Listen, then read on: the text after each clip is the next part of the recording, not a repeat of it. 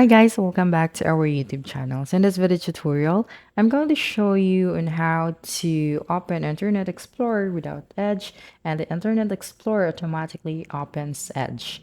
Okay, so the first thing that you'll need to do is use the search bar and then type out inetcpl.cpl and then click on enter.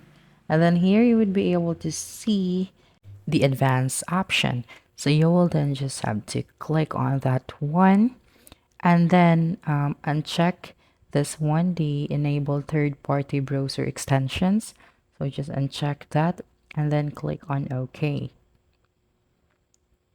Okay, now open your file manager and then you will just have to navigate to your local storage. That's right. And then look for the program files times 86 folder and click on it and then click on your Microsoft folder as well as your Edge folder and your application folder. And then click on this one. Okay. And then click on the BHO folder. And then you will then just have to delete all of this. Okay, so just right click and then click on delete option. Okay, that's right. Now the next thing that you should do is to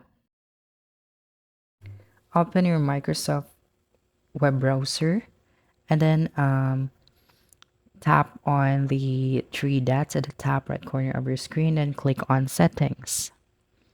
Now click on the default browser and then you will be able to see this. Now you will then just have to click on the default option and then click on allow. Okay, and then click on restart to perform your actions. Then right after that, you'll be able to see here the changes. Okay, so that's it. That's how you can open Internet Explorer without Edge, and Internet Explorer automatically opens Edge. Okay, so that's it. Don't forget to subscribe to our YouTube channel for more video tutorials in the future. Bye bye.